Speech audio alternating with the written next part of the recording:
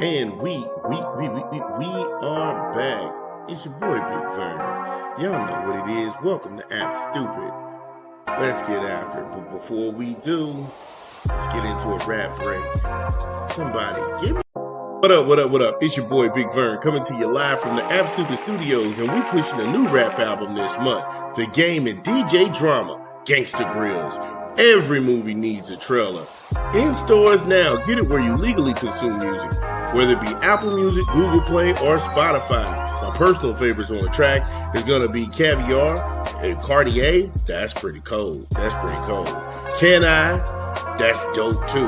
With Eric Bellinger, oh my God. Clown emojis. I feel like some of these dudes who got heat with me on these YouTube streets are clown emojis. Good enough. Quarter zips and matcha. Yo, that one was hard. Who did that beat? That was crazy. Coast Guards and Blood Tears. The Game and DJ Drama, Gangsta Grills. Every movie needs a trailer. In stores now. Yo, make sure you go ahead and pick up The Game and Gangsta Grills. Every movie needs a trailer. In stores now. Make sure you get that one. That one's pretty dope. So, from the land of college football, we're going to go ahead and pivot. We'll talk a little boxing or attempt to talk some boxing. This was moronic. I have no idea what the hell's going on, but Jake Paul won the fight with Tank Davis, a much smaller man in a far lower weight class. It's weight classes for a reason. They couldn't get that fight sanctioned. It fell apart. Tank's whooping on somebody, some girl. Yeah, he's got problems. I'm not, no. Okay, here's how this shook out, okay? Jake Paul has been running these circus fights, and I've said this to many people in my inner circle. The moment these guys start fighting each other, Jake Paul's boxing career is over because people are pretty much tuned into, I'm looking at you get beat up. And that shtick runs old.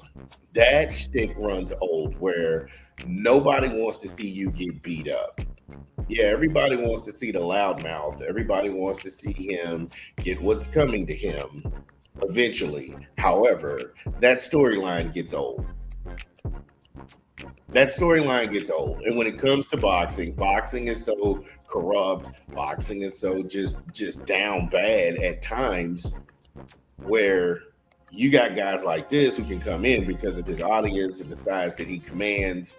Is he a phenomenal promoter of women's boxing? Of course. You're not going to take that away from him. He was able to go ahead and get women seen in front of a lot of big audiences that normally wouldn't watch women's boxing. So tip my hat to him for that.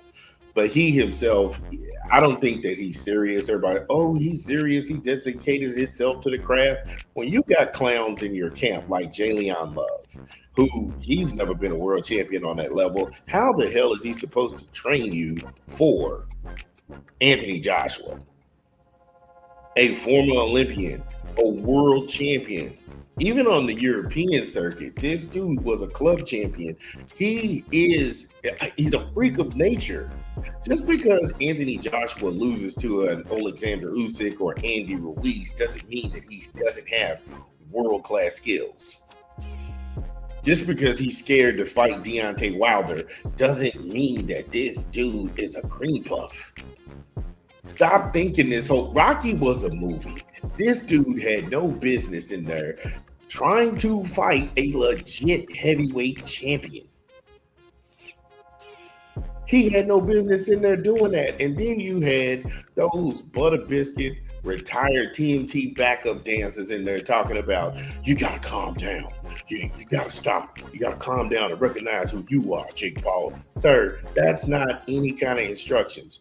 Keep your hands up, work behind your jab, get your head off the line. Come on now. Does any of that make sense to anybody? And this guy ran.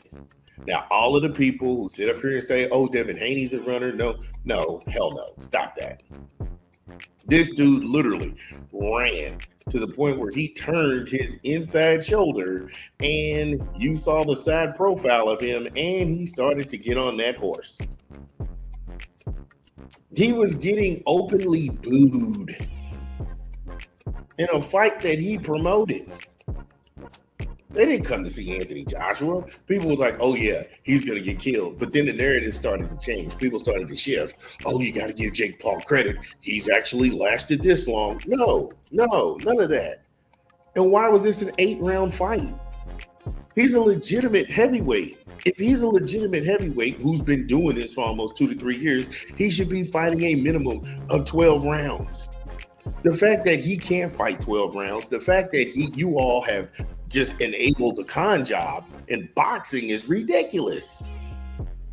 Does he have a jab? I don't know. He's never been in there with a world-class fighter where he stood his ground, and you know what you have.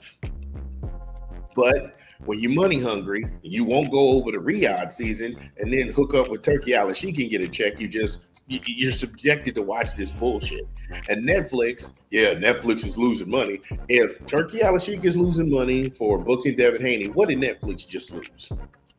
Oh, we're going to tune in to see a loudmouth former YouTuber. Bro, that shit is so far beyond him and his brother. YouTube got them started. They don't do YouTube anymore. They got someone else cutting their content.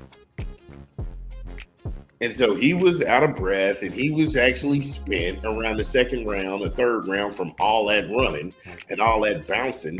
And what you saw is, if you want to go to any of your local boxing gyms and you sit there and you look at someone who's a pro, and that person who's a pro is in there with someone who isn't on his level, that's exactly what that looks like.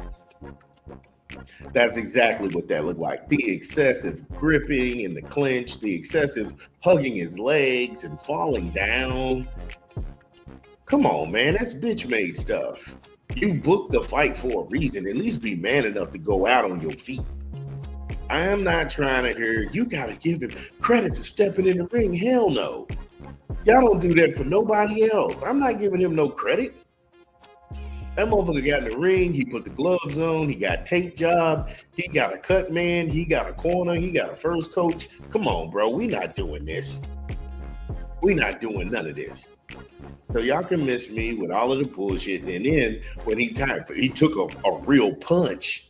When Anthony Joshua finally caught up to him in the 6th round and then hit him with a real punch, his ass fell on the ground and said, that shit hurt. With his head to the back of the camera, because that's the first one. And then he looked down to the camera and looked out to the crowd when they caught him from the other view. It was, woo, that shit hurt. Then he's sitting there talking about my jaw's broke in 2 places and I'm ready to retire. No, you're ready to retire because it's just like what I said about all of these YouTubers and all of these people in the social media era. Y'all scared to try. Because if you tried something and you fail, you don't want to be a meme. So you have low confidence. So you do shit to keep trolling and you don't understand everybody don't play. And this is no badge of honor for Anthony Joshua. I'm ready to see Anthony Joshua get in the ring and mix it up. I'm ready to see him get back to work. In the last 2 years, he's had circus fights, Francis Ngannou and Jake Paul. I mean, other than this enhance his wallet, this does nothing for Anthony Joshua. And then you had all of these idiot asshole commentators. Oh, well, if Jake's able to land something, if he's able to just catch him on the chin, that's everybody who's got a puncher's chance. But in reality, this shit was terrible. This was terrible. The entire event. So you got a runner, and you had AJ do what AJ needed to get the victory. But Jake Paul, he says he's retiring. He's just, right now, his ego's hurt and his ego's crushed. And so whenever this quote-unquote fake broken jaw, allegedly, his broken jaw heals, then you'll see him out cutting videos and really taunting people again.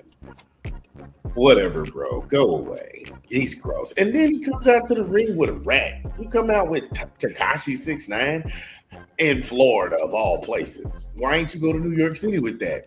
That's right. People are looking for him. I'm not even touching that. But whatever, bro. Just go away. Yeah, it's your boy Big Vern. Y'all know the drill. Get in the comments whether you agree or disagree. Let me know what's going down. It's your boy Big Vern. We'll be back.